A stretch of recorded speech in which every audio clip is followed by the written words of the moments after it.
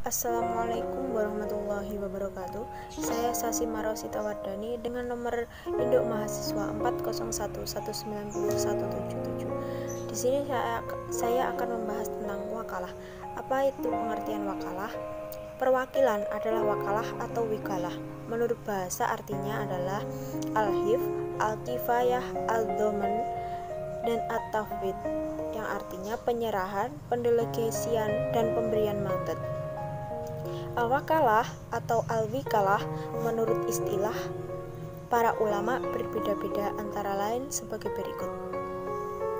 Menurut Malikiyah adalah seseorang menggantikan atau menempati tempat yang lain dalam hak atau kewajiban dia yang mengelola pada posisi itu. Menurut Al-Hanafiyah adalah seseorang menempati diri orang lain dalam tasyaruf atau pengelolaan. Selanjutnya dasar hukum wakalah. Dasar hukum yang pertama adalah Al-Quran, yang kedua adalah Al-Hadis, yang ketiga adalah ijma'. Pertama Al-Quran. Salah satu dasar yang diperbolehkan al-wakalah adalah firman Allah yang berkaitan dengan kisah Ashabul Kahfi, yang artinya, demikianlah kami bangunkan mereka agar mereka saling bertanya di antara mereka sendiri. Berkatalah salah seorang di antara mereka, sudah berapa lamakah kamu berada di sini? Mereka menjawab, kita berada di sini sehari atau setengah hari. Berkatalah yang lain, Tuhanmu lebih mengetahui berapa lamanya kamu berada di sini. Maka suruhlah salah seorang di antara kamu untuk pergi ke kota dengan membawa uang perakmu ini, dan hendaklah ia lihat manakah makanan yang lebih baik, maka hendaklah ia membawa makanan itu untukmu, dan hendaklah ia berlaku lemah lembut, dan janganlah sekali-kali menceritakan halmu kepada seorang pun. Al-Kahfi ayat 19. Ayat ini melukiskan perginya salah seorang Ashabul Kahfi yang bertindak untuk dan atas nama rekan-rekan sebagai wakil, merekalah memilih dan membeli makanan. Yang kedua Al-Hadis. Banyak hadis yang dapat dijadikan landasan keabsahan wakalah, diantaranya suatu ketika Rasulullah pernah mewakilkan kepada Hakim bin Nizam atau Urwah bin Bariki untuk membeli domba kurban. Hadis riwayat Abu Daud. Yang ketiga adalah ijma'. Para ulama pun bersepakat dengan ijma' atas bolehkannya wakalah. Mereka bahkan ada yang cenderung mensunahkannya dengan alasan bahwa hal tersebut termasuk jenis ta'awun atau tolong menolong, dasar kebaikan dan takwa. Tolong menolong diserukan oleh Al-Quran dan disunahkan oleh Rasulullah SAW. Allah berfirman, artinya, tolonglah kamu dalam mengerjakan kebajikan dan takwa, dan tolong menolonglah dalam berbuat dosa dan permusuhan. Al-Maidah ayat 2. Rukun dan syarat al-wakalah. Yang pertama, orang yang mewakilkan. Syarat-syarat bagi orang yang mewakilkan ialah dia pemilik barang atau di bawah kekuasaannya dan dapat bertindak pada harta tersebut. Yang kedua, wakil dan yang mewakili. Syarat-syarat bagi orang yang mewakili ialah yang berakal. Yang ketiga, muwakal fih atau sesuatu yang diwakilkan. Syarat-syarat sesuatu yang diwakilkan ialah menerima, dimiliki oleh yang berwakil ketika berwakil diketahui dengan jelas. Yang keempat, syuhud, yaitu lafal diwakilkan. Syuhud diucapkan dari yang berwakil sebagai simbol keridhaan untuk mewakili dan menerimanya. Saya Siti Nur Khalifah. Di sini saya akan menjelaskan implementasi dan mekanisme wakalah. Ada 6, yaitu yang pertama, kiriman uang atau transfer. Ada 2, yaitu kiriman uang dengan nominal kecil dan besar. Yang kedua, clearing, merupakan lembaga jasa perbankan yang diberikan dalam rangka penagihan warkat antara bank yang berasal dari wilayah clearing yang sama.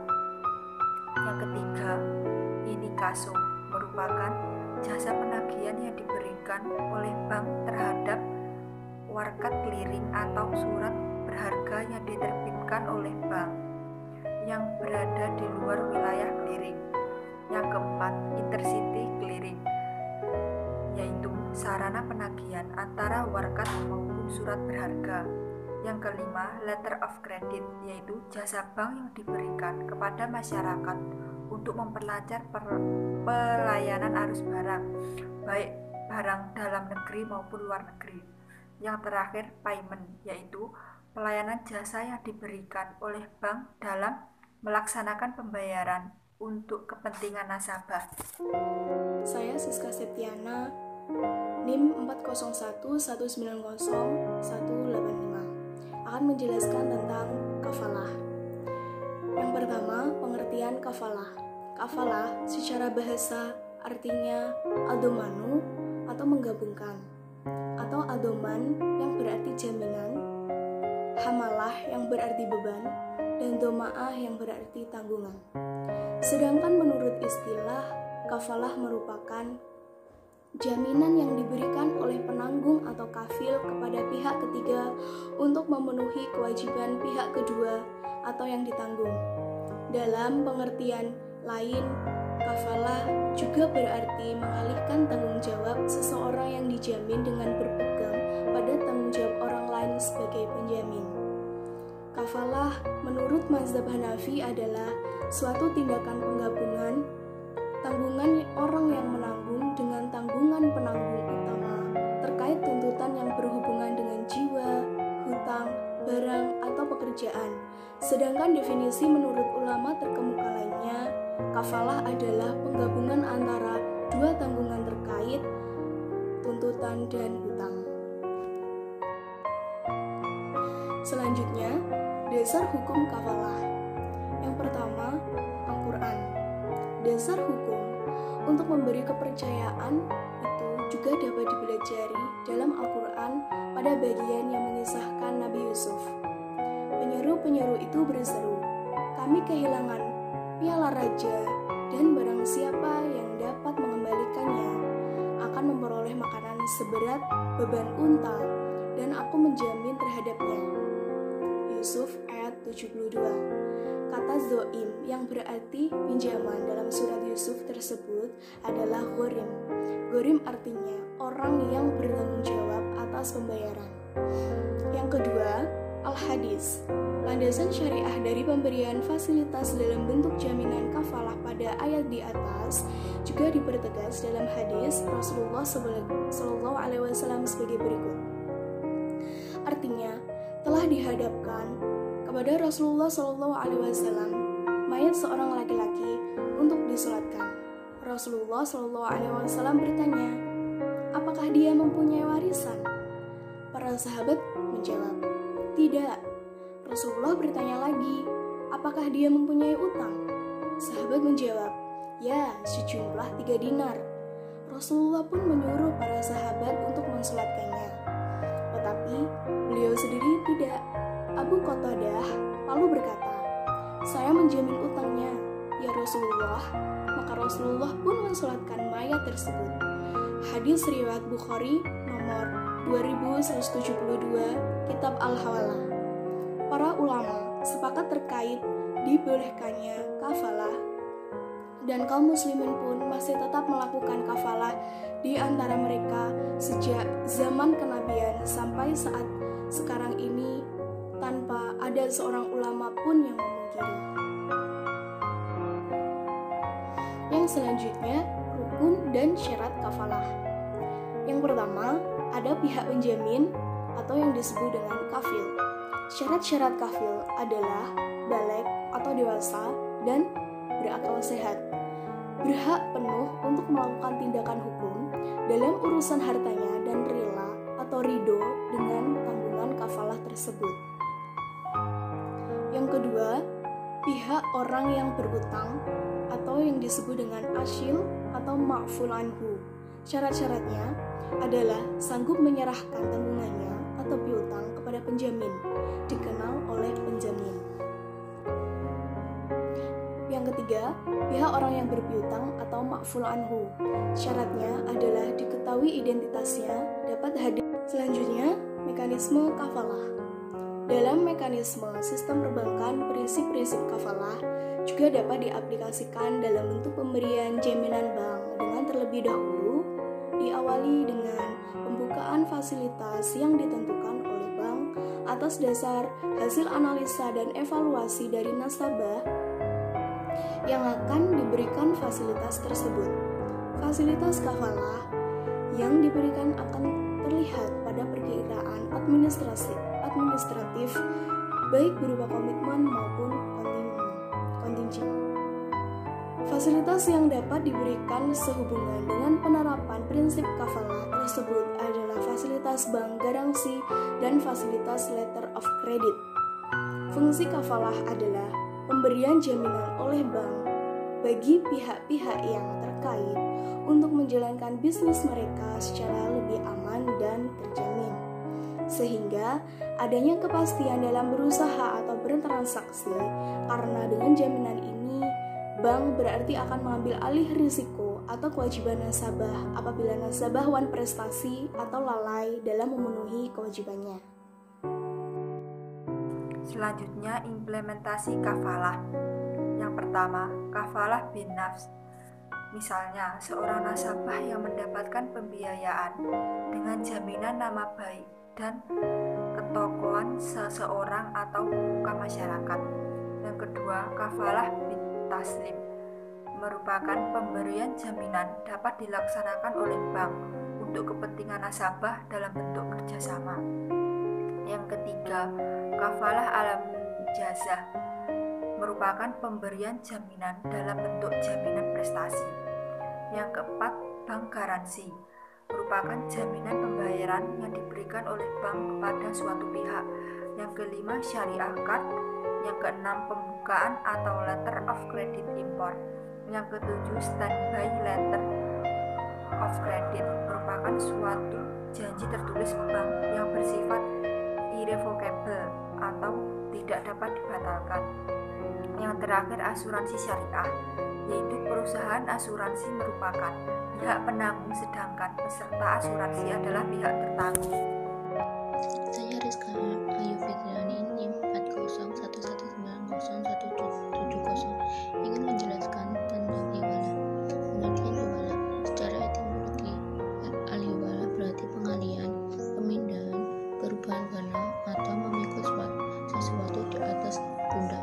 Secara terminologi menurut Hanafiah, hiwalah artinya pemindahan kewajiban membayar hutang dari orang yang berhutang atau al-muhil kepada orang yang berhutang lainnya atau al-muhal alaih. Jadi dapat diartikan hiwalah adalah akad pengalian utang piutang dari pihak yang berhutang atau berpiutang kepada pihak lainnya yang wajib menanggung atau menerima hutang.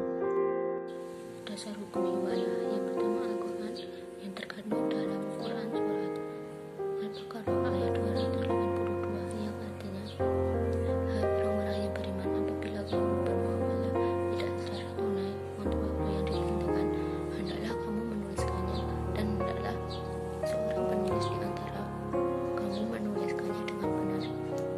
Ayat tersebut menerangkan bahwa dalam utang piutang atau transaksi yang tidak konten hendaklah dituliskan sehingga ketika ada perselisihan dan dapat dibuktikan dalam kegiatan ini pula diwajibkan untuk ada 2 orang saksi yang adil dan tidak merugikan pihak manapun. Saksi ini adalah orang yang menyaksikan proses utang piutang secara langsung dari awal. Yang kedua adalah sunnah yang diriwayatkan dari Imam Bukhari dan Muslim yang artinya menunda pembayaran bagi orang yang mampu adalah suatu kesaliman, dan jika seorang dari kamu diikutkan atau diwalakan kepada orang yang mampu atau kaya, terimalah hak hiwalah itu.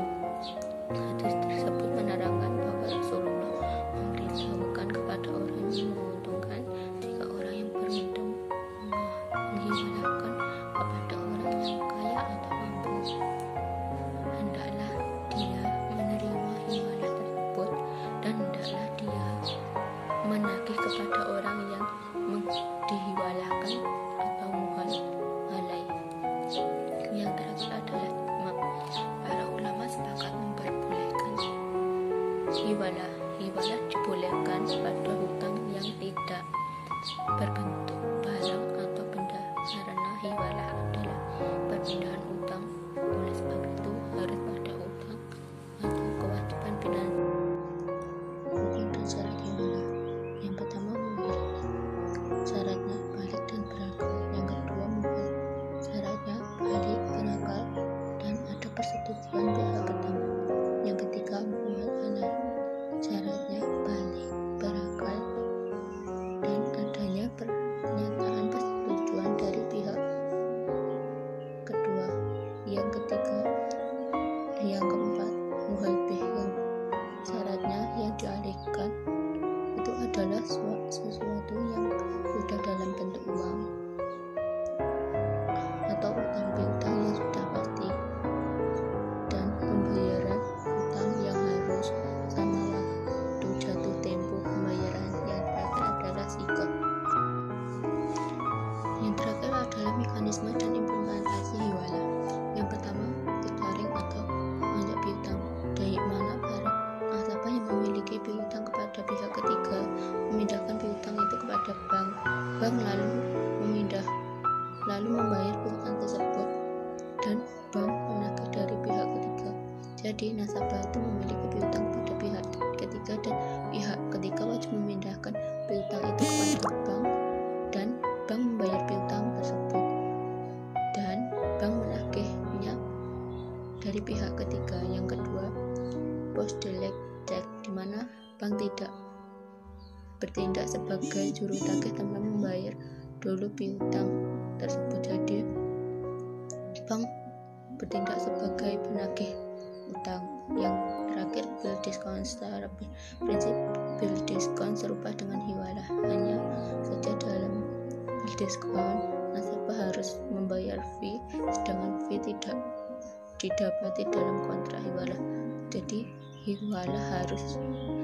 nasabah harus membayar fee, dan fee tidak ada dalam hiwalah.